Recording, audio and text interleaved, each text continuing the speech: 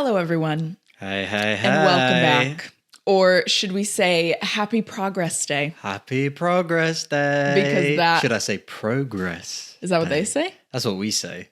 Oh, as in like That's what Brits? Brits say. Okay. Progress. Are you Team Brit or Team... Well, no one's Team USA right now. Let's be real. I'm not even Team USA. Are you Team Progress English or American? Team Progress?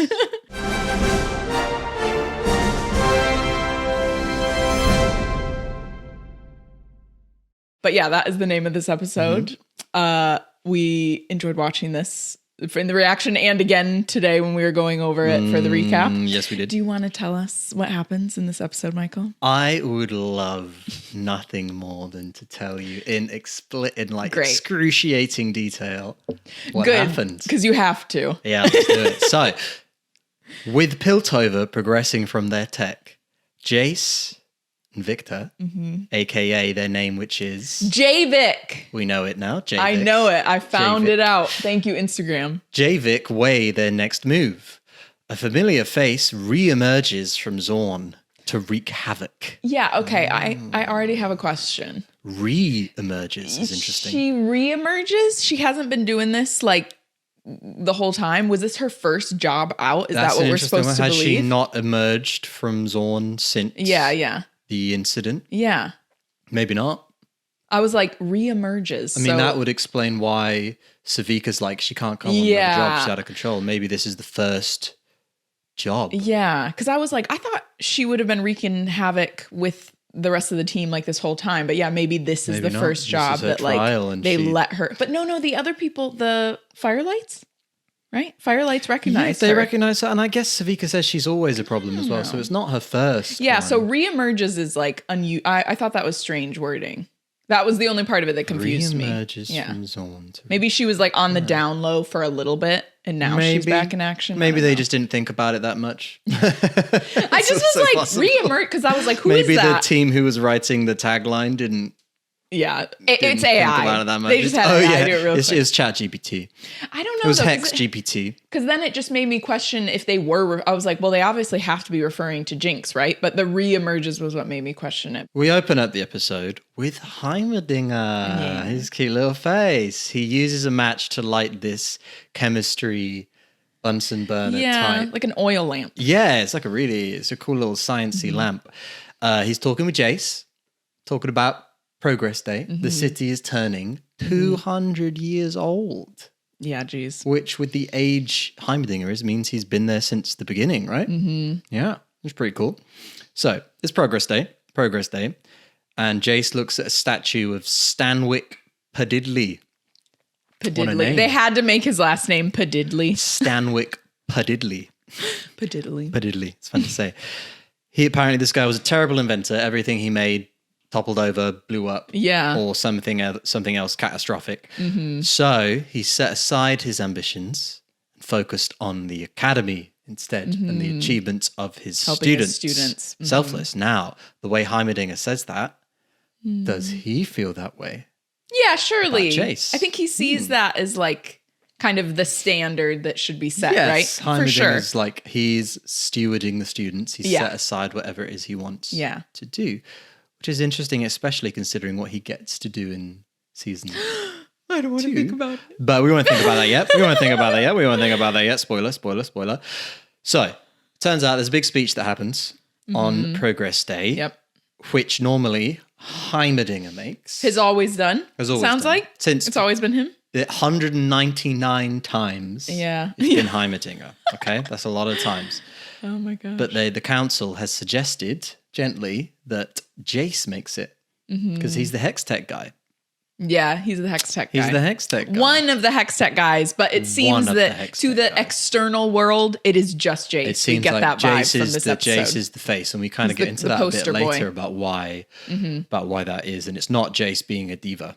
No, I don't think. Anyway, no, so we don't get that vibe at all. No, we see that Hex Gates have reinvigorated the city in every possible way: arts, culture, commerce, buildings, everything. Everything's cooler.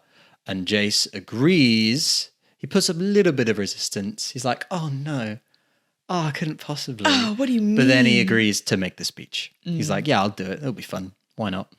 And Heimerdinger's like, well, do you have anything to show? It is progress day after all. Have you made any progress? Jace says, yes, we do. Yeah. I've got just the thing. Come over later and I'll show you what it is. Yeah. Heimerdinger's like, I look forward to it. So no, he's like, yeah.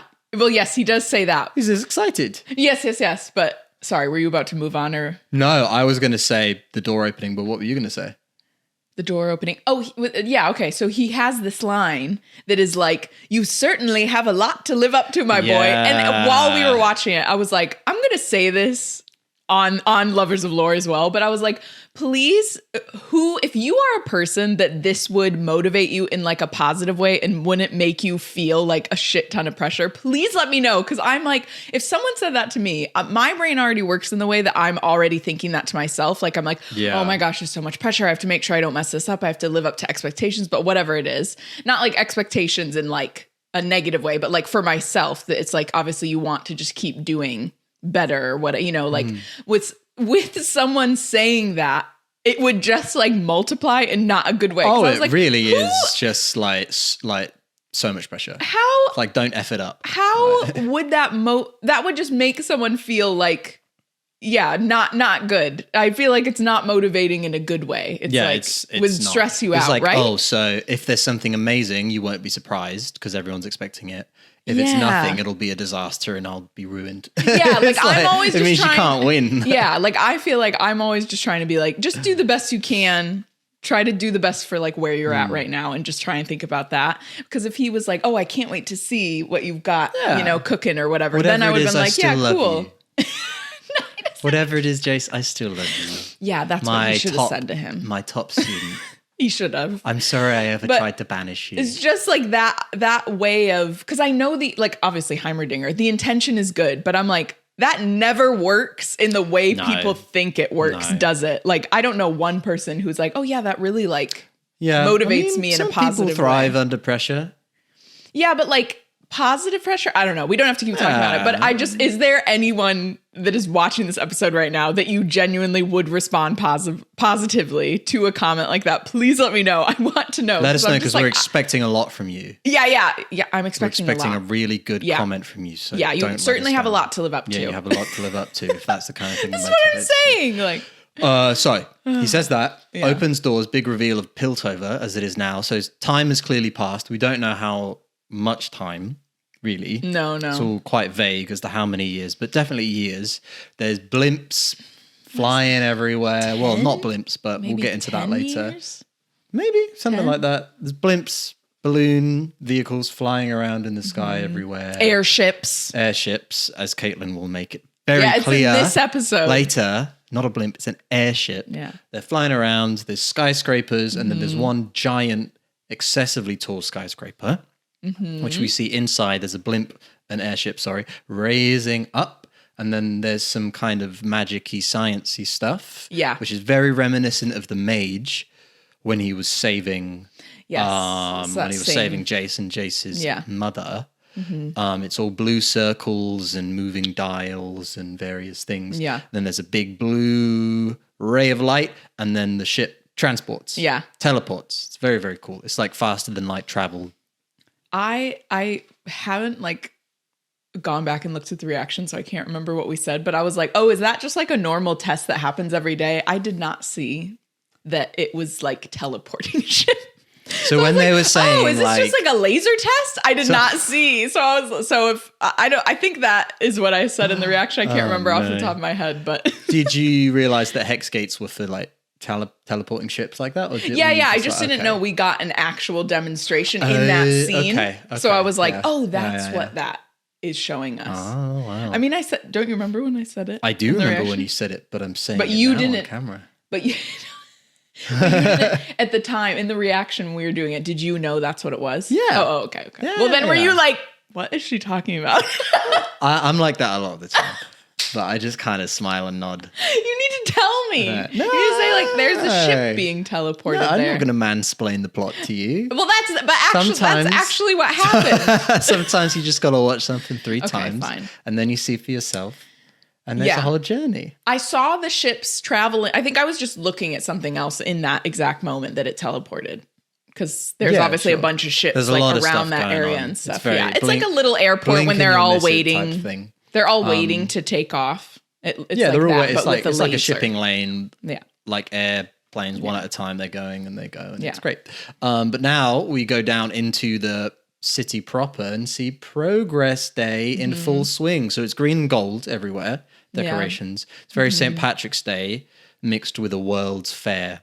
It is. It's World's Fair vibes for sure. That's exactly what I thought. Vibes. It's really good. There's steampunk things going on. It's very BioShock Infinite type utopia looking type things. Utopia. There's a robot butterfly, which is really, really cool. And we see Jace's face everywhere. Yeah. He's on the airships.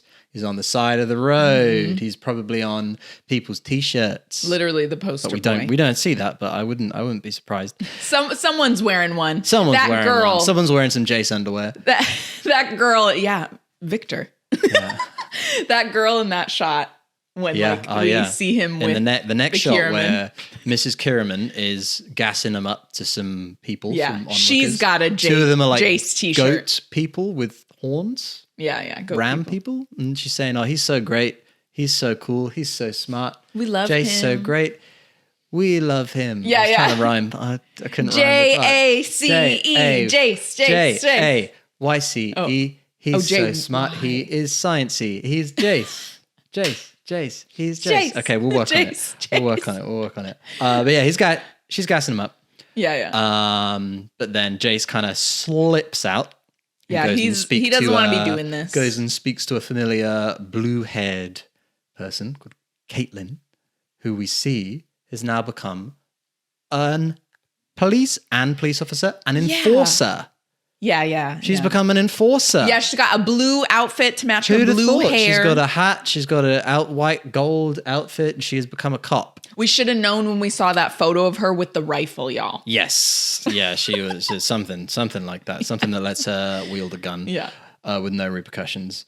But turns out her parents aren't very happy with it. So they keep trying to interfere, get her assigned to only the safe kind of assignments. Yeah, they don't want her so actually out in the fray. She's not in with the drunk people or in doing anything dangerous. She's just guarding the Kierman tent, which is just her family. But he makes a joke that she is going to be shepherding the so she is doing people. That, but she's not doing like the extra dangerous stuff. Yeah, they want her she's not in the line of fire. They want her in the safe areas and also like close to them. It seems like pretty consistently. Yeah, and it comes out that Jace is going to make the speech. Caitlin gives him a little bit of a tease. Yeah. As they do. They have that little banter. Yeah, that little banter. It's a very brother-sister type dynamic. Yeah. It's not romantic in any way, quite clearly. I think anyway. No, I think you're right. Interpret it. Well, we don't know yet. We don't know yet, but even on a first watch, I never thought they were gonna... Jace isn't Caitlin's type. We'll just put it that way. Oh, yeah. He's got a bit too much going on. Yeah. So... You know exactly what I mean by that. Right? I didn't think about it until after 3 seconds had passed. Sure. Yeah, something like that. Not what she's into. Not her bag at all. Not her bag at all. So, and then there's a quick shot of some drunk people in an airship. Yeah. Which just sounds like a great combo. Oh God. Right? Yeah. Imagine drunk driving. Imagine that, but drunk in an airship. Flying. Scary. I mean, there's drunk people on boats all the time, which is pretty close drunk to captains, that. Drunk everything. Not that they should be though. Yeah. I'm saying But we see another shipping lane where the airships are pulling in to unload cargo. Yeah. One of them is being loaded up. There's now an ominous vibe. It's unmistakable. The bold goon, who we know, takes a barrel, one arm, onto one of the airships, plops it down. You see some purple X's on it. We don't know what that means yet, but we could probably make a pretty good guess. We can assume. Yes, there's like a man. You know there's what I mean? A man. There's like a man there, like a paper signy man, an officer. Oh, yeah. Some kind of an officer. He's not an enforcer, but he's like a travel. It's like the cargo. Yeah, like a cargo man. There's probably a good word for this. If you know it. There's a lot of pressure on you to put it in the comments. Stock manager. Something managing the stock. Sure, why not? He's like the shipping man. Yeah. And he's got a little form and he's like, do you have the forms you need? And the bald goon, or not the bald goon, Savika's like, here's the forms you need. And it's a comedically large bag of money. Yeah. She's like, it's so funny. It's your like good friend it's like downtown. almost the size of the clipboard. She pops it on. Yeah. And then she says, she says that exactly. From your friend downtown. Wink, wink, wink. Who could that mean? Downtown. Da-da-da-da-da-da, downtown. Silco is waiting for you. Downtown. This is the second time we've sung in this episode. Yeah. When was the first time? Jace's song. Oh, yeah, I did make a little song for Jace. Well, we'll see if there'll be a third. There probably will be a third, actually. Yeah, it's just today. Carrying on the blimp, she gives him the really funny bribe. And then we see a quick little shot of just someone with a pocket watch. We don't know what it is yet. Just checking the time. But then we see a bit more, and it's a person with a pocket watch and a really cool mask on a hoverboard. Hey. How sick is that? It reminds me of this old game called Airblade. Drop something in the comments if you played Airblade. It was like Tony Hawk, but you have Airblade fans, Airblade, let us know. Old PS2 game. Classic. But then he's got we don't know, this person in the mask and the pocket watch has some friends. Yeah, he's all clearly on their the leader. Hoverboards, and they kind of do a cool drop. Yeah. It's like very much like a choreographed dance style. Whoop. Downwards. Yeah, it's very badass. On their hoverboards towards the airship. And we see out from the back of their hoverboards are these cool green tails, like a green trail of light. Oh, yes. Coming out the back of their hoverboards. Right. And then we hear one of the goons go, oh, no, it's the Firelights. Perfect name. The Firelights. So the Firelights. Aptly named. Some kind of vigilantes. Yeah. Seems like. So. Some kind of group of vigilantes. Yeah. So they ambush the blimp. They're flying around. They throw these crystals at the goons and freeze them. Well, it's like the crystal in Avatar that freezes Katara. It is exactly very like much that. Like that. And they're frozen. Avatar: The Last Airbender. Avatar: The Last Airbender. Not the blue one. And the bald goon and Savika and some other goons are trapped in this crystal. I still don't really understand what the crystal is, which maybe I will this time around. But would this qualify as a science thing or a magic thing? I don't know. I thought it was like because crystals, obviously, I always think crystals from the earth. So maybe it's like, because we know they've got some earthy things going on where they come from the Firelights. So we know, we're not going to say who it is, but we know who the person in the mask is. Yeah. And we know from previous seeings. From previous seeing viewing. Them previously that they're quite handy. So maybe it's some kind of invention from them. I can't remember. Right. I can't remember, to be honest. I don't know. I don't know if they ever say exactly what freezing crystals are, but me neither. I reckon it's an invention by this person who's quite brilliant. Yeah. But is not in the academy. He's like an underground genius. Yeah, vigilante. Yeah, exactly. So they're ambushing. They're like, we've got 5 minutes. We need to burn all of this shimmer. Get out. So it turns out the barrels are full of shimmer. We should have known from that purple X, y'all. Shipload of shimmer. Yeah, the purple drank. X made it pretty clear. Purple drank. The Fireflies want to burn it all. Yeah. 2 of them go through a hatch and they go below deck. So it seems like just from this one encounter that there's the people in the Undercity who are not good guys, but clearly in power. And then there's this other vigilante group that clearly is the good guys that he's formed, but they're not. Well, we don't necessarily know they're from the Undercity yet. But they're not from Piltover. No. We don't get the vibe that they're. No, they don't seem like. So it's like there's now kind of these like 3 little groups at play. There's like the Piltover group, whoever these Firelight people are. And then, and then the baddies. The baddies. Yeah. It's all going. It's all happening. 2 of the Fireflies go below deck.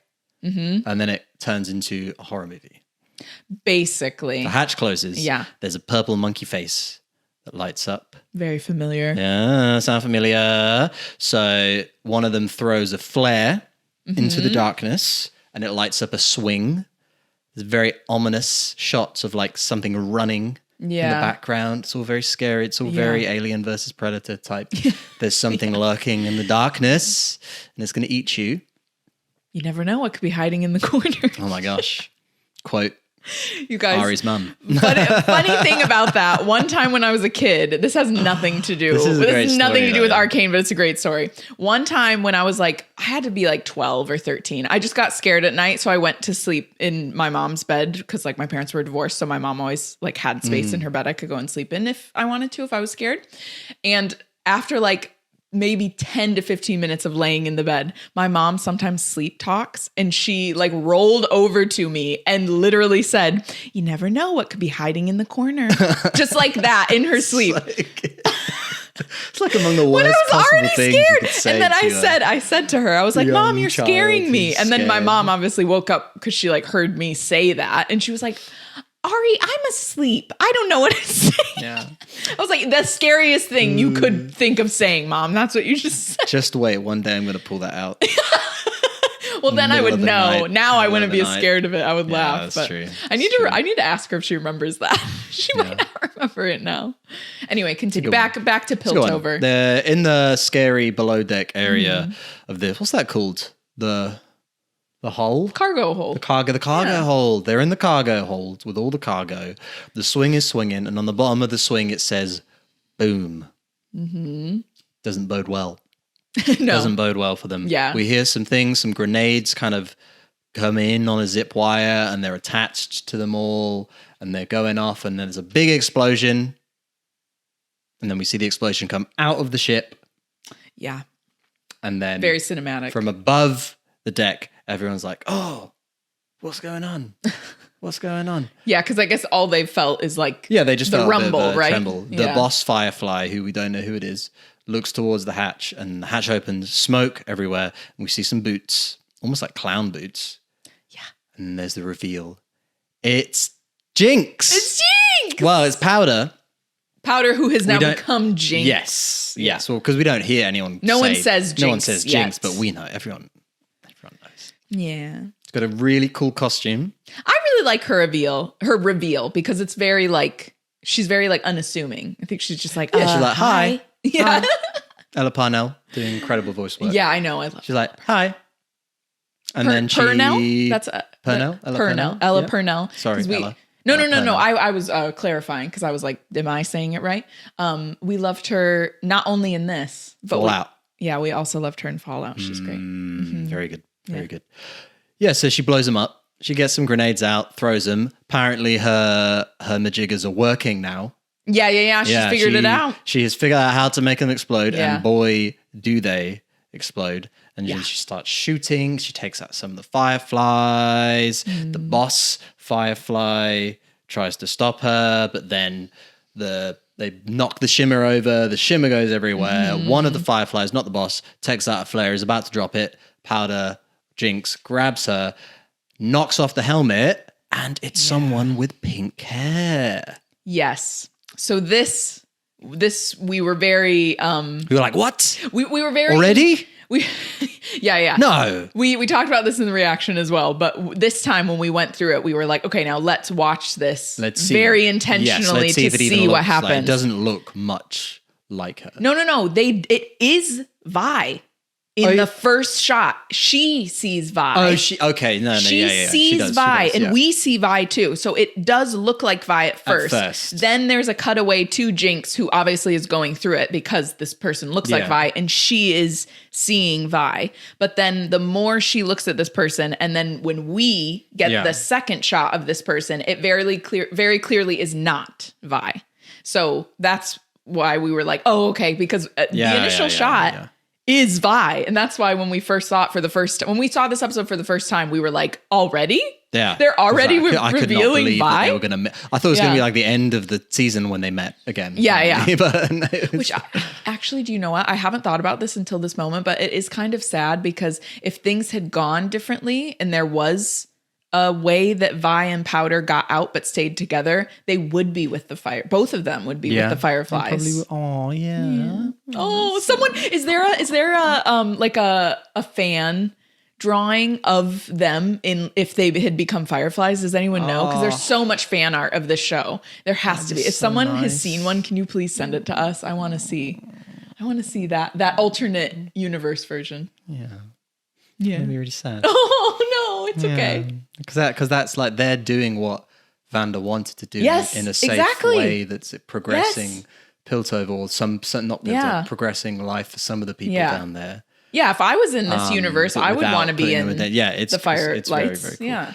Yeah. But so essentially she starts having these flashes, PTSD style flashbacks of when Vi hit her and was saying things like, you're a jinx, all of that. Yeah. And the firefly pulls away, the flare drops, sets the shimmer on fire. Yeah.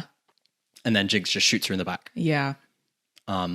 Very, very callously. Doesn't even really think about it. Just does it reflexively. She's still in her...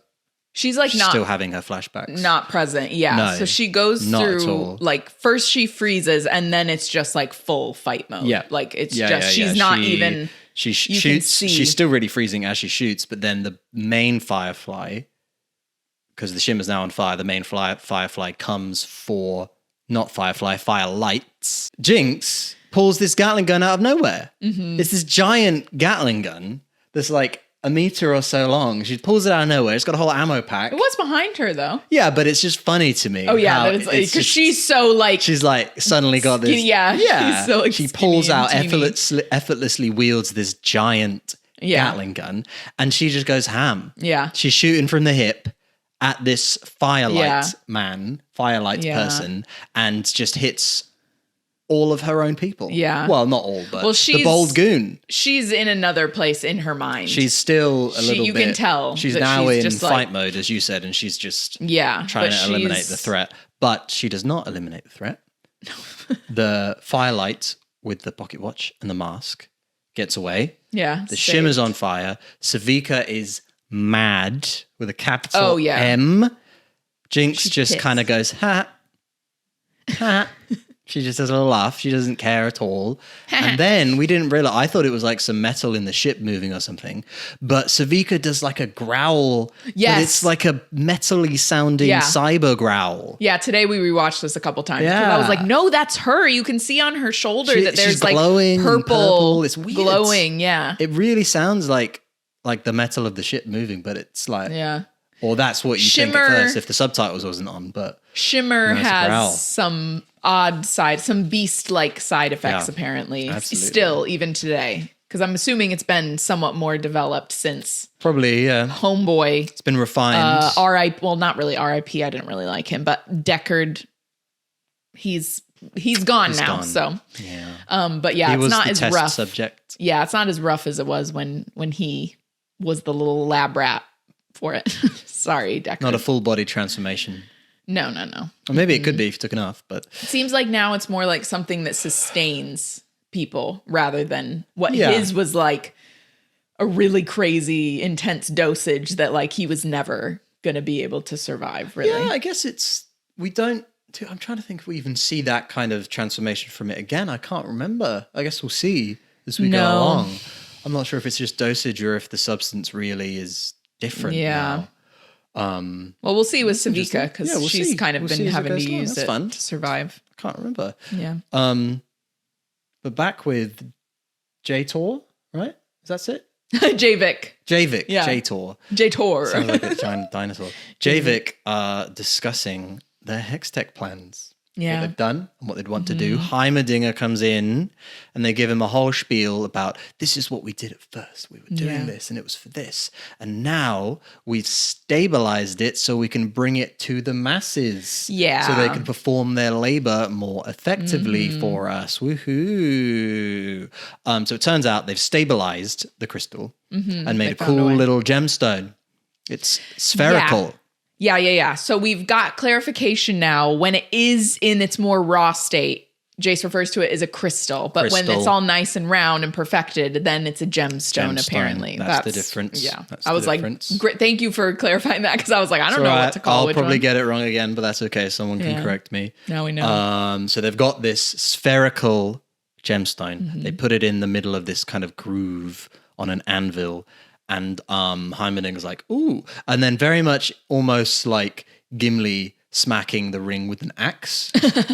Jace gets a hammer and just smacks the gemstone. Heimerdinger's like, he's scared because he thinks the room's going to blow up. Yeah. But nothing happens. No, they're fine. They're fine. The gemstone, see, I already did it. The gemstone is safe. The gemstone. Isn't that cool? Heimerdinger's pretty impressed. Yeah, he's like, oh, wow, okay. Pretty cool, but what are we going to do with it? Well, so glad you asked. Turns out they want to use it to kind of power some gadgets. They got to show they have a big glove they call an Atlas glove. Second glove type of weapon. It is. Well, it's not a weapon technically. Okay, but it very much is like, Chekhov's gun. What is this going to be these used two for? giant gauntlet-looking things that look suspiciously like Vanda's, but more high-tech and cooler. Now, I'm sure at this point, fans of the game were sure. What? Right, because we don't play the game. They're famously. not. I think they're in the game. I think they're Vi's. I think Vi has those in the game. Oh, the gauntlets. Maybe I'm wrong, but she has something, I think. No, maybe that's right. Right? I don't know. I don't play the game. Tell me exactly if these are the ones that Kieran, Vi has. let us know. Or if Vi has different ones. But yeah, some gauntlets that are for kind of rock work, breaking rocks, and then a mechanical arm with a laser built in. So they're showing Heimerdinger this stuff. They kind of draw like a little Heimerdinger into a slab, which is pretty cool because Jace is controlling the gloves. Yeah. Victor's controlling the laser. Yeah. Heimerdinger's like, oh, that's cool. And they keep giving him the spiel. Victor turns off his machine. Yeah, puts down his little controlling glove. The arm is following the direction of the crystal. That's important. Jace is like, yeah, we're so cool. He tosses his gemstone up in the air. The laser goes off and cuts the tip of the horn off of Heimerdinger's little furry friend. Well, it doesn't cut it off completely, but it injures his horn. It takes the tip off, right? No, he has a little bandage on it later. Yeah, because they put it back on. No, I think it's just cut. Okay. A horn can't reattach like that, well, I don't think. It injures in a really sad way the little guy. Yeah. But they didn't even react to it. They just keep talking. Javik just keep going. Keep going. And I guess like when you're doing a presentation, you just kind of have to keep going, but they didn't even mention it. No one was like, is he okay? Like, they just kind of like, ta-da, jazz hands, that's our presentation. This is crazy. If you were an animal person and you were watching this episode, you would have been like, excuse me, stop. What are you talking about? Steve Jobs is announcing the iPhone. He's showing off the iPhone and then it like electrocutes a cat. Yeah.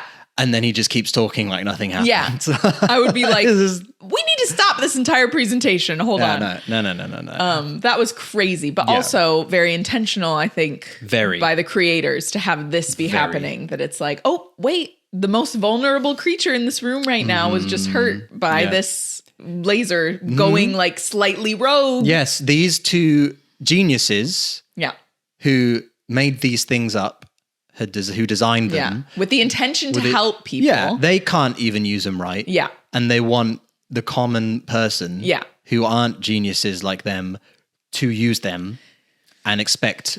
Yeah, so Heimerdinger obviously says, oh yeah, that's pretty cool. Once it's ready in a decade or so. In 10 years. It'll be great. Yeah. And Jace is like, what? And Victor is visibly more upset than Jace. Yeah. And it's kind of in this shot where you see Victor's not looking so hot. No, yeah. He's like fully leaning on. Yeah, he's where in season one, where in the first few episodes he was just using a walking stick. Yeah. He's got a whole crutch now. Yeah. And his face is skinny. Yeah, you can tell. Yeah, he looks very gaunt. Yeah. It's yeah. So you're thinking like, oh, okay, he might feel like he doesn't. I think Victor feels the pressure of time a lot more than Jace. Definitely a lot more than Heimerdinger, but even more so than Jace. Yeah. Oh yeah. Heimerdinger, he's like, Yeah. He even says, doesn't he? He's like, oh, that'll fly by. Yeah, a decade or so. Don't worry. When you're over 300 years old. Yeah, I was but hold on, we don't, well, I don't know how it is in Piltover, but I'm guessing people don't live that long. It doesn't sound like Hex Tech has figured out how to help people can't live give you forever. life yet, but one day. Caitlin now, she jumps onto the blimp, the airship. I mean, yeah, she's checking it out. She's checking out I definitely shouldn't say blimp when I'm talking about Caitlin. Yeah, not about Caitlin. Caitlin jumps onto the airship, the one that was burned by all the shimmer. We now see her kind of white gold in her hat from her enforcer outfit in all its glory. And she's pulling it off. She's really rocking it. She's really rocking it. I've never asked, is Caitlin your Arcane crush? I've never asked. Is it Caitlin?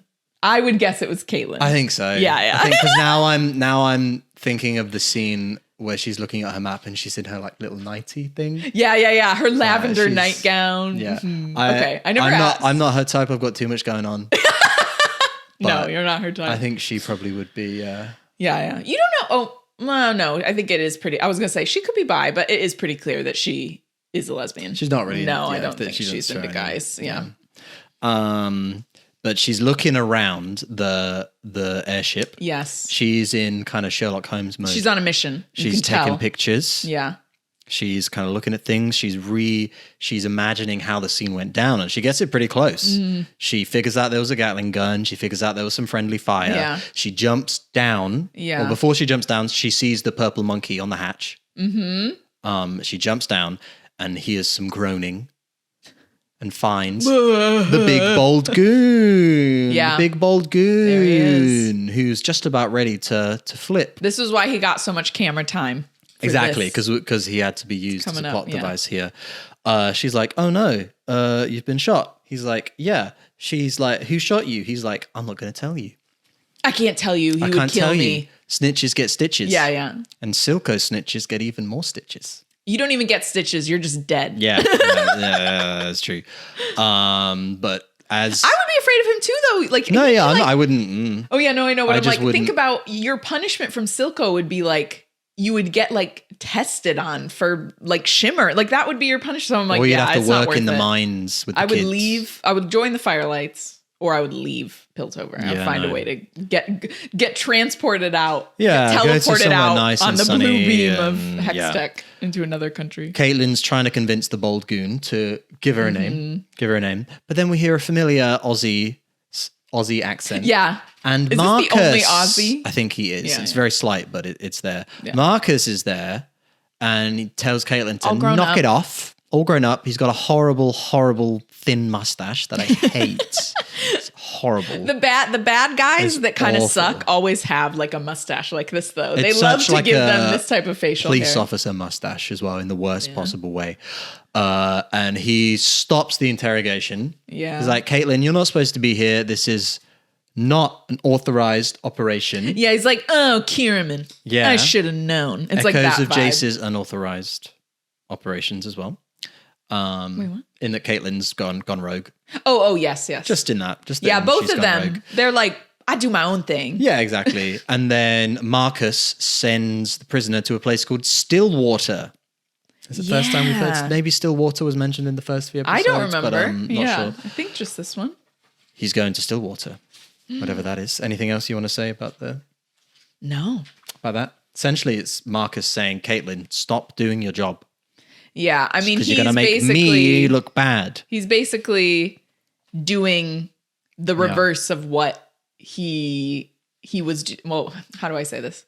He's basically he's gone over to the dark side. It seems like like he's become the one thing that he didn't. He hated the Undercity so much. He thought everyone there was the worst thing ever, and now. He's like profiting. Someone's trying to do that in a proper way, not the way he did it, but in a good way. He's like, nope. I'm in too deep now. Yeah. You can't do this. No one can find out. Yeah. No one can find out. Because I only did it because I had to do it. And that's how he sleeps at night. Which is so crazy because it's so much worse now in the Undercity. So much worse. So much worse. Speaking of the Undercity, meanwhile, that's where we're heading to now. Yeah. And it's, sorry, do you want to say No, something? that was it. It's just that, he was working against Vander. But Vander actually was trying to do some good, where like Silco is just trying to sell shimmer. Yeah. So it's like, and for what, Marcus? What was it for, Marcus? Yeah, God. You sacrificed your principles and you didn't even get anything. Yeah, and now you're trying to come for our girl, Caitlin. Stressful life. Don't try to come for my girl. Of a corrupt enforcer. Yikes. But the Undercity is popping, it's fair to say. We see it. We see a tattoo parlor, neon everywhere. It's very cyberpunk now. It's complete red light district vibes. That's absolutely. Like what it's it is. The entire undercity. Seems very seedy, very scary. Savika's strutting through.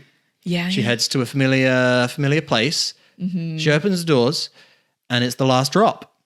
Very different. But not as we know it. It's now very different last drop. Club. The type of club you'd see in Matrix. Matrix or Blade like or something like that. It's very much a not family friendly. No, it's not a family friendly not at all. There's arm wrestling, the least family friendly of all the sports. There's shimmer being taken, all sorts of things. People are like smoking it. And, like, everyone's eyes are glowing purple. Yeah, like purple half everywhere. The people in there have purple eyes. She struts through. She steals some guy's drink and heads up to talk to Silco. So Silco owns the last drop now, or he runs the last drop now. That's sad. You know what? Yeah. Are we surprised with what went down? Of course, that's what he always wanted, isn't it? That's awful. But Savika's raging.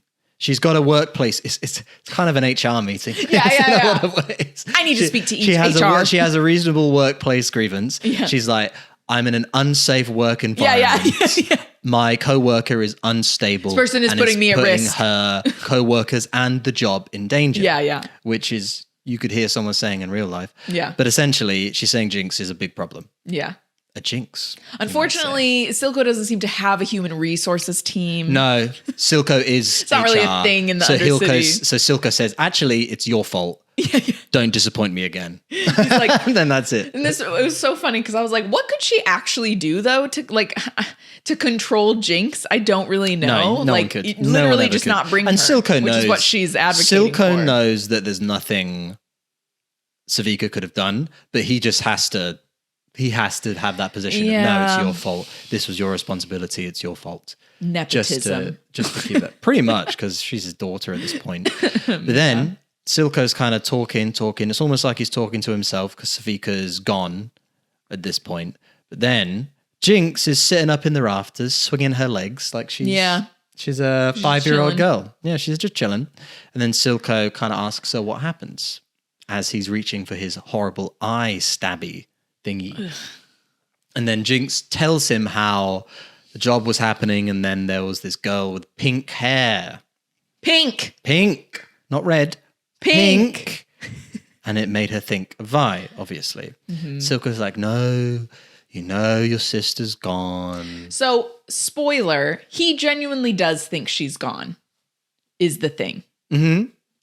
He does not know that she is alive because I'm remembering. Marcus told him she was dead, but he hid her away. Yeah, Marcus said she was dead to save his own skin. Marcus did kind of do something right. Marcus, I'll give you this 1 point. Yeah, but he did it for himself. Yeah, it was for him. He did it for himself. He could either have said, "I don't know," or "I helped her get away." He's not going to say either of those things. Yeah. He was just going to say, "No, she's dead."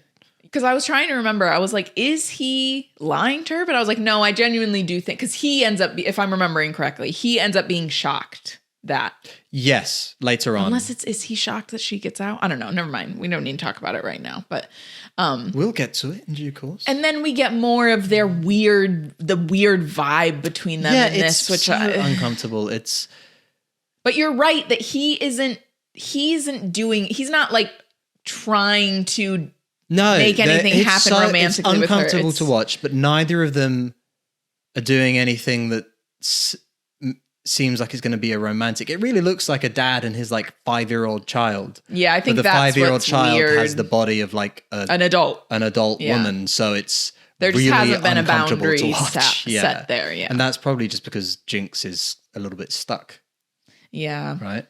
Yeah, I think you're right. Mm-hmm. You know, and probably with him especially because he's the one that saved her. Yeah, and he became that. Bit of a weird vibe. It's all kinds of red flags. Yeah, it's just weird. It's just uncomfortable, which is the point. I know that's the point. Yeah, and they're so close that Silco is letting Jinx do his eye stabby thingy. So they do that. It looks a lot more purple. So it's shimmer now, what he's injecting his eye with.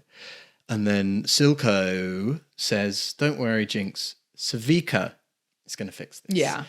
She's going to clean Jinx up the then, mess. in something I've realized Jinx likes to do, she makes up a saying. And she says, Savika couldn't what is it? She couldn't clean a dust bunny with a blowtorch. Yeah. But she says it as if it's like a known saying, like a proverb. And it's just funny that she says it that. It is a proverb for the Undercity, apparently. But maybe that's the thing. Maybe the writers are so good they have all these things that they've developed in universe that are proverbs, and they're little sayings and things you would hear in the Undercity. Yeah. You can't clean. You couldn't clean a dust bunny with a blowtorch. I guess. Yeah. I think Johnny on the Spot might be a real one, though. Was it Johnny on the Spot? A regular? Yeah, Johnny on the Spot is the next one. And I've never heard that. If you've heard that, then leave a comment. It's more of an old-fashioned saying, but I think that it is. Johnny on the Spot? I think so. I've heard Johnny come lately. Yeah, I think it's like that vibe. That type of generation. But Johnny come lately is a bad thing. No. I don't mean that expression, but it's like an old around that time. Okay, yeah, I believe that. But then Silka essentially makes her take a leave of absence. Yeah. Yeah, to tinker away with her stuff and take some time to cool off. Yeah. Yeah, she needs it. She needs it. Mel, it's progress day still. Mel's talking to her friend, Alora. Yeah, her assistant, but her, also assistant friend. person.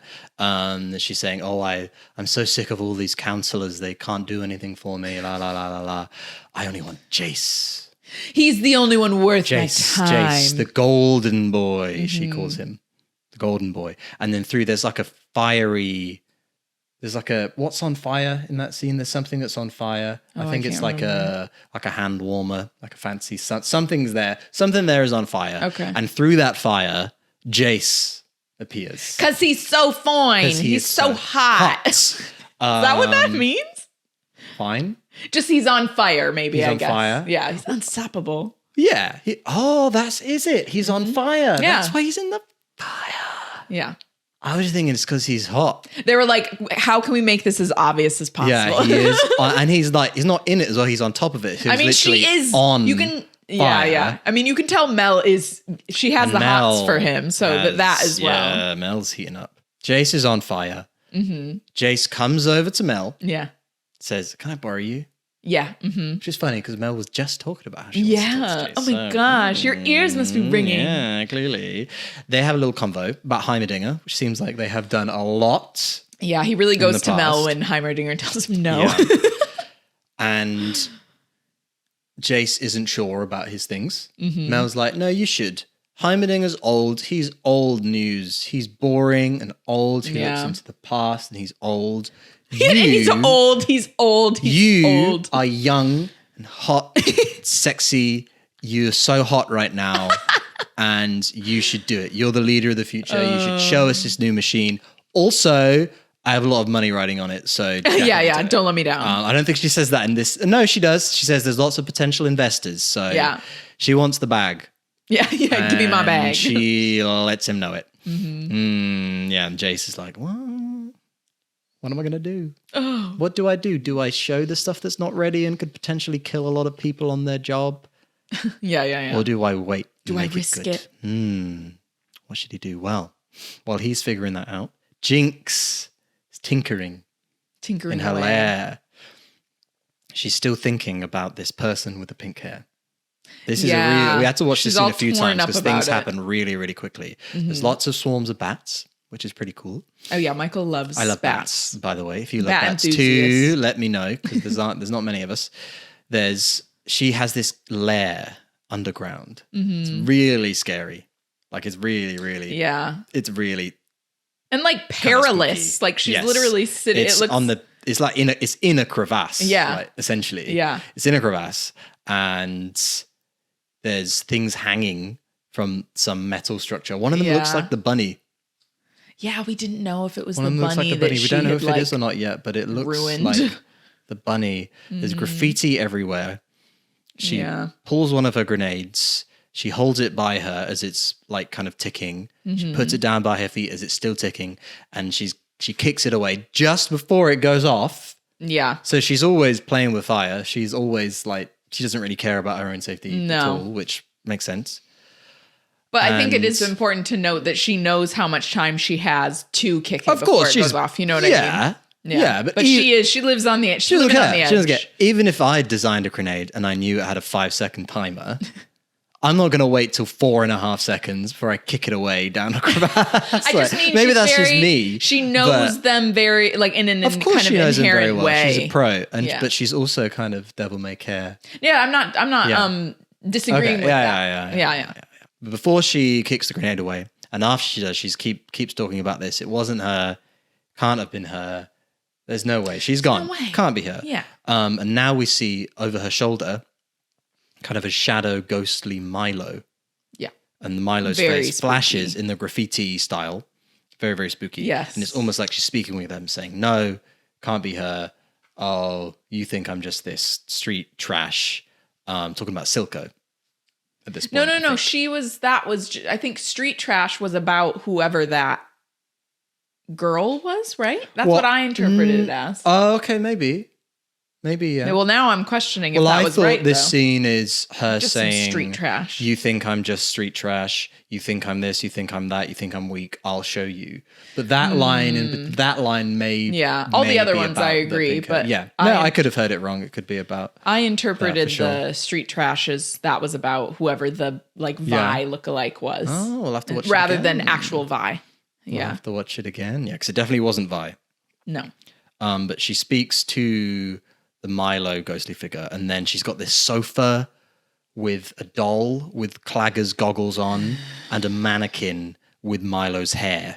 Yeah. Fashion is really, really spooky stuff. Yeah. It's really scary. And also Milo is like life size, but Clagger is like teeny tiny, which I don't know what the it's intention like a with that parallel was. Because in real life Clagger was big and Milo was small. I don't know, but it's really, really spooky. Yeah. Their faces are flashing and she's talking to them and she's saying, I'm this, I'm that. And she says, here's where she says, Savika can do it. She's a regular Johnny on the spot.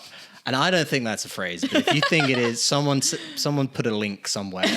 To the origin. That's a phrase or not. Or is it, if it's something they've made up that is a phrase in this world, universe. That's fine. I don't have an issue with that. It's just funny to hear them used so Johnny on flippantly. the spot. Like, it's a regular Johnny on the spot.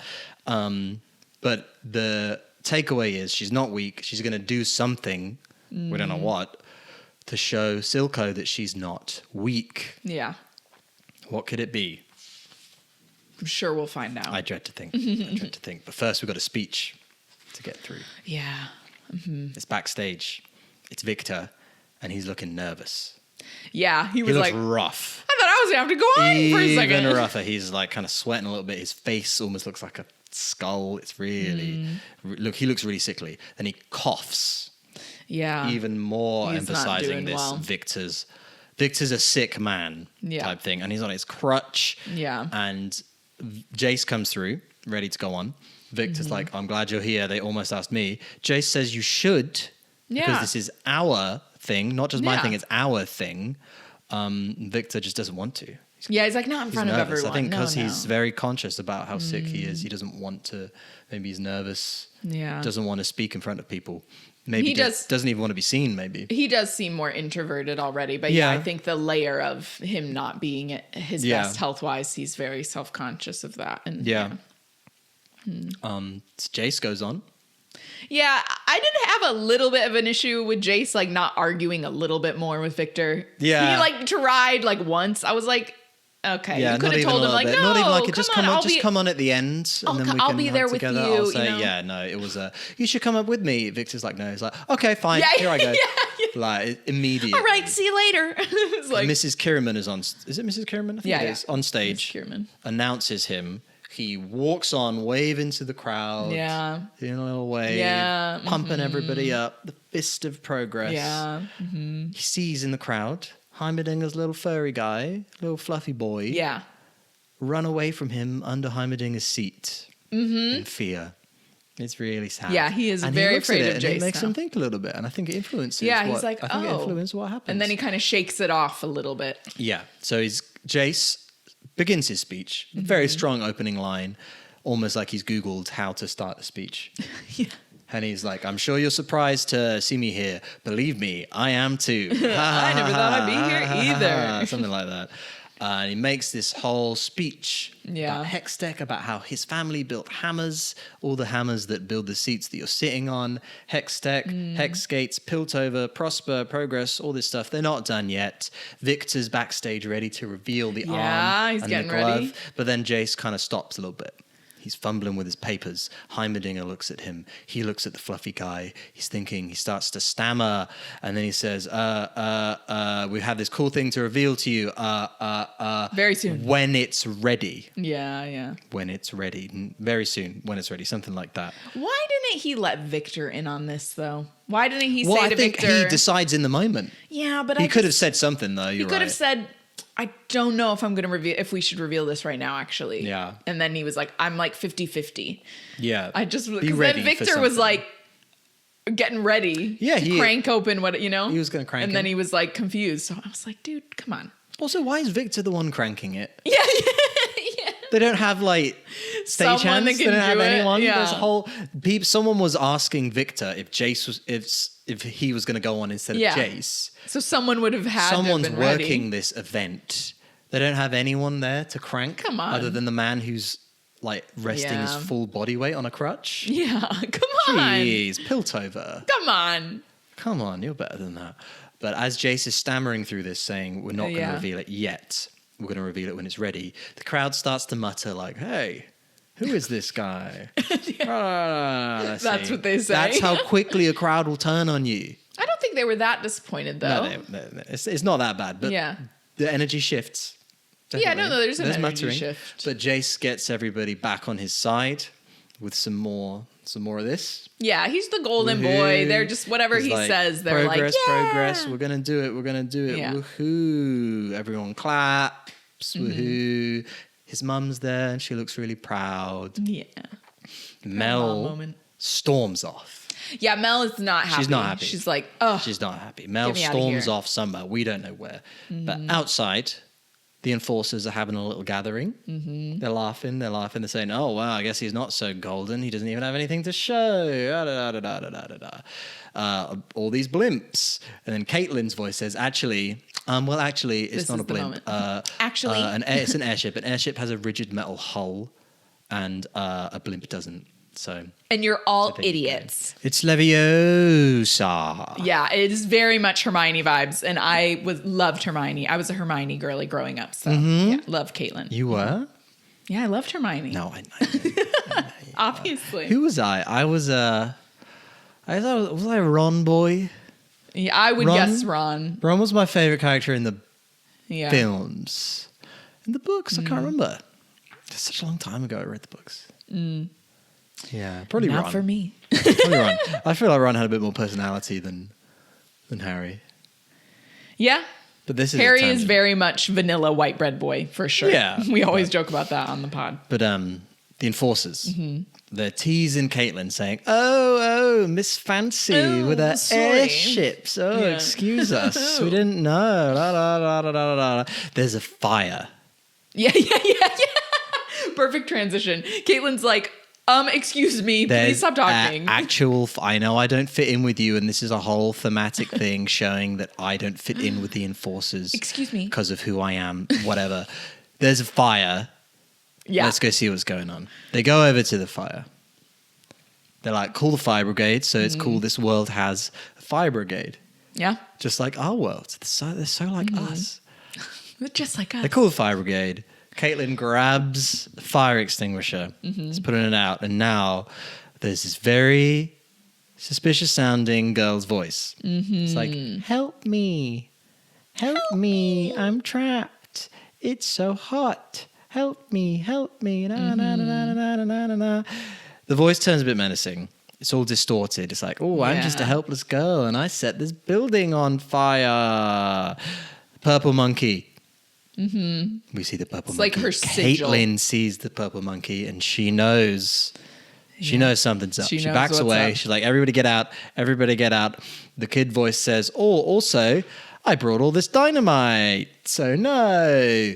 Giant explosion. Yeah. Boom. Boom, boom, boom. Caitlin's knocked flying. She's on the ground. She's kind of rolling around. She gets up a little bit, sees Jinx. She's got a bag of swag. A bag of swag. Bag of swag. She laughs. She runs away. Into the lab.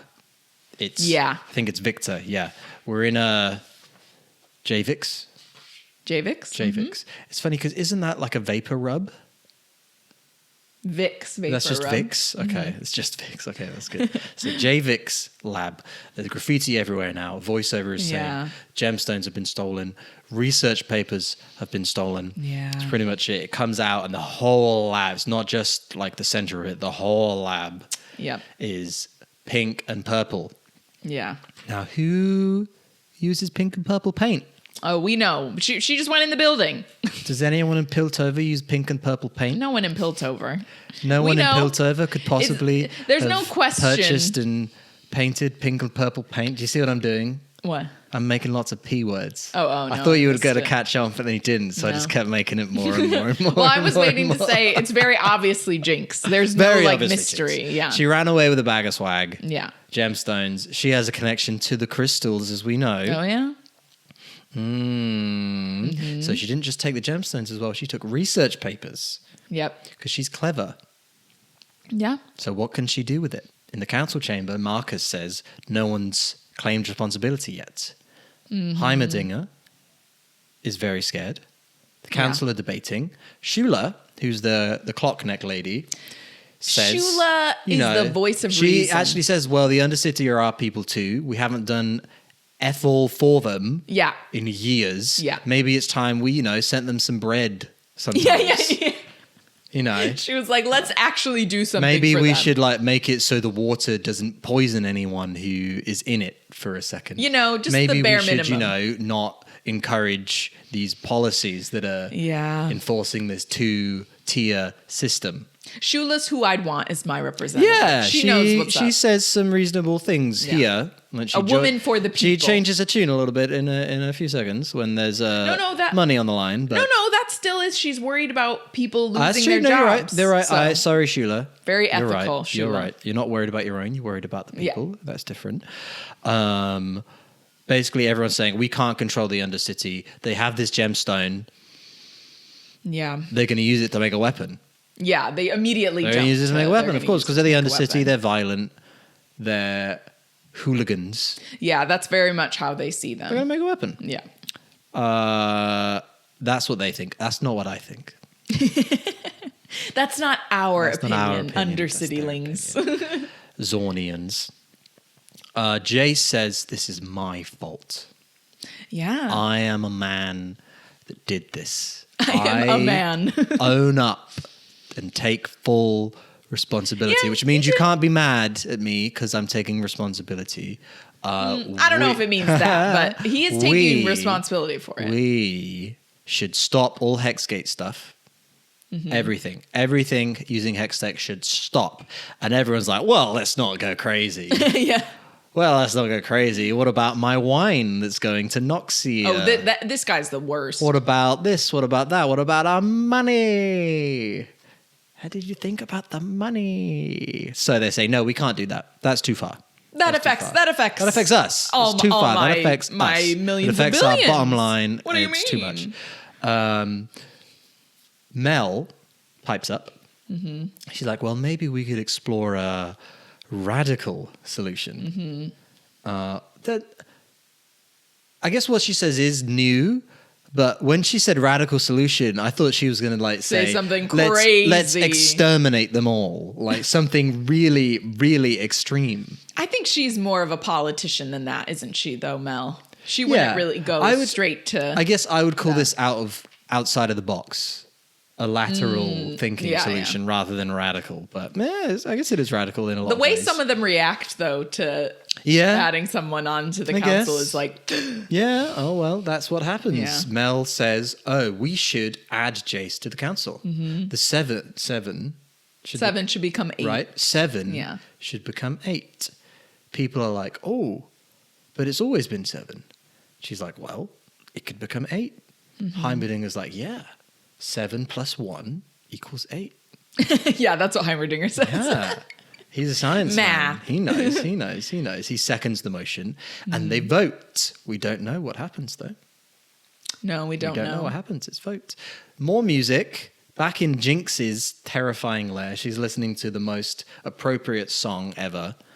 Some pop punky girl band song such a Jinx about shooting you in the face. Yeah, like come play. It's great. It's so good. It's a very, very, very, very good song. She's having some flashes. She's dancing and working on something, like little flashes of her doing something, experimenting with her new gemstone, perhaps. Yeah, maybe. Maybe. Silco comes in and he is mad. He is angry. This sequence is so good, where it's just like shots of her, like it's really funny. The contrast. So fun. It's such a dad and like a teenage daughter vibe. Absolutely. He's like, "What have you done? Enforcers dead." He says that. He's like, "There are enforcers who are dead. Enforcer." He says it like, because her face. That's how big a deal it is. When we were watching this, I rewound it because it's so funny to me. Because she like has her goggles up and she's like, yeah, she's like, there are dead enforcers who are dead. It's dead. So good. People who were enforcers who are now dead enforcers, and a blown up building. And she's loving it. This is the second building that she's blown. Well, second that we know of at least. Jinx just laughs it off and she says, "Well, look at this cool blue thing." Yeah, she's like, I know what I did. Like, that is a cool blue thing. Jinx sets off some fireworks, her own progress day, woohoo, and then gives Silco a big old hug. Yeah. Just a big old hug in like a kid way. She has her hands behind her back a little bit, and then a big hug. And then he's like still looking. He's like embracing her, but looking at the right? gemstone. So he's like, maybe this is okay. Maybe it's fine. Maybe the enforcers are dead. But I have this blue thing. But I got this blue thing. I got this blue thing that can probably do some stuff. Yeah. I got a blue thing and a purple thing. In this moment, do you think he makes the connection that blue thing is as powerful as that blue crystal? Because he saw the blue crystal in episode 3 that blew everything up, right? I don't know. It's such a quick shot. It is quick. So I don't know. Or maybe Powder / Jinx has explained it to him. Yeah, like I can't remember if she ends up doing that or not. Yeah. I don't know. I don't know. But we go from this horrible underground, good music, but horrible underground, scary place to a mansion. Oh, yeah. We're with Caitlin again. Yeah. Classical violins are going. Yeah. She's in her nightie. Her lavender nightgown. Her lavender nightie. And she's working on something. Yeah. Right? She's putting some stuff together. She's a little bit wounded. But she's not terribly hurt from the big fiery explosion because she's a main character. Down. No, she is not one of the dead enforcers, the enforcers who are dead. She's fine-ish. Mm-hmm. Jace is coming in with some flowers. She's like, "Oh, cool." Throws them on the ground. Those right to says, the ground. "Look at this cool police work that I've been doing. I'm onto it. I'm onto them." She's like, "There's an explosion in the square. Yeah, and there's the blimp smugglers. What if the blimp smugglers are the explosion people in the square? What if it's all connected and there's lines and threads and photos and pictures?" She's like, "I'm seeing it. Yeah. It's right in front of my face, but I just can't." It's one of those scenes. Yeah, you know? Yeah, it's one of those scenes from a detective show. It's that shot Perry of Mason. Charlie from Always Sunny in Philadelphia. I was going to say that, but I didn't think you'd know that reference. No, I know, but yes, it's a meme. Exactly that. It's Pepe Silvia. Because it's a meme, it's exactly so I know the photo. But Charlie is Caitlin. And Jinx is Pepe Silvia, or Silco, I suppose, because Silco's Silco's the big baddie at this point. But Jace is like, his big. Well, Jinx is his, his ace basically. Exactly. She's the one that does all the major playing for him. I can't remember exactly how he does it, but somehow Jace says like, "Oh well, you're gonna have a tough time convincing the council of this," and then Caitlin's like, "Well, when I have evidence, they'll have to believe me." Jace's like, "Well, maybe if you had a counselor friend, that would help." And then he's this is how he shares news with her. Isn't it? It's always like funny little bits. Yeah. He always does it in a bit. And then she's like, no way they would ever make you a counselor. Yeah, she's like, "Well, they did, and you're going to work for me as my head of security." Oh, yeah. And she's like, "No, I'm not. I already have a job." He's like, "No, you don't. Your parents got you fired because they want to helicopter you." Yeah. Somewhat you got a helicopter mom. AKA a mom just trying to keep you safe. "I don't want your charity. Get out." Yeah, and that I was like, Caitlin, that's a little bit harsh because he's just trying to help you out. He's just trying to help, but also it's a little bit conniving to be like, oh, here's this great job offer. By the way, I'm not going to tell you that you've been fired. I'd rather you just accept it, and then we don't have to do that. I don't know if that but was only his because intention. but only because she says no to it. Yeah, he but then I has don't to know. tell her that she doesn't have a job anymore. Yeah, but I think that's more of just as a friend, it's like an awkward thing to have to tell your yeah, friend. maybe it's not his. Shouldn't be his news to share. This is karma for how Jace acted to his mom when she was just trying to like keep him in the city with her as a mom. Like I was like, this is what you get. When Jace. he thought he was going to talk his way out of banishment. I was like, this is what you get. Yeah. Caitlin doesn't want his charity. Jace leaves. And as Jace is leaving, Caitlin looks back at her creation, her crazy connections of all of these things that have happened, and looks at a place called Stillwater Hold. Sound familiar? It's dark. Sailboat across a cool, very ominous lake to a big, foreboding, scary building. Yeah. Very scary. Immediately, you can tell it's a prison. Yeah, like, very obviously a prison. It just has that vibe. Like lots of little windows. It just has that vibe. It's Alcatraz. It is because it's on an island. It's an island prison. Stillwater. Why is it called Stillwater? Are the waters around it? Probably not. Still? Yeah, nasty. Yeah, who knows? Yeah. She goes up to the person at the front, the guard. Whoever that says, guard is. I want to speak to the big bald goon. He's like, well, too bad. You're too late. He's been beaten up. Yeah. Or she's like, already? Yeah. He's only been in there like, it was today. Only in it's here been like a day. Yeah. And then he said, well, so we see a little cut of this bald goon getting beaten up. And all we see is it's someone with hand wraps on. Yeah. Could be anyone, right? Right?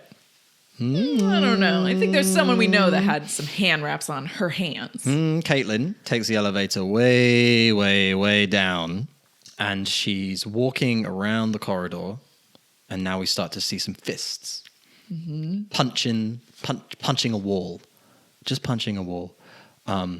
Fists have hand wraps. There's pink hair. There's pink hair. There's pink hair. There's muscles. There's muscles. There's tattoos. There's also a lot of sweat. There was a lot of sweat. I was like, why is she dripping in sweat? She's punching a wall, and there's definitely not air conditioning at this place. Punching a wall, a brick wall. Literally punching a wall. Tattoos. Turns, and we see there's a tattoo on the cheek. It says, Vi.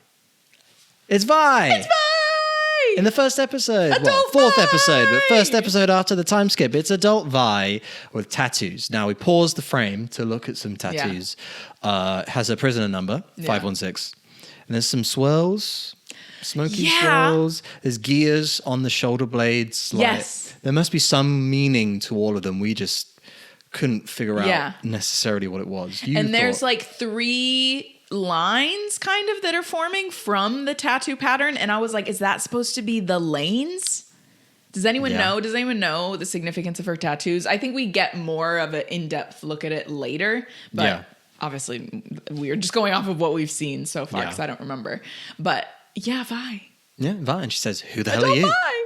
Who the hell are you?" That's a fair question because she doesn't know Kate. Your soulmate. Yeah, they don't know. I love them. Love at first They've sight. met. They've officially met, y'all. They have officially met. And so Vi is her type. Yeah, and Vi is her type. I wonder if Caitlin thought that. What do you think Caitlin thought at this moment?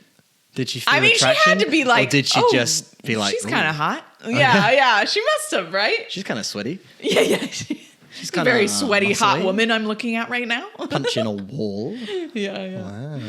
And that is the end of the episode. Oh, yes. They have finally met. They finally met. They're meet cute in a prison. We've seen pretty much everyone now.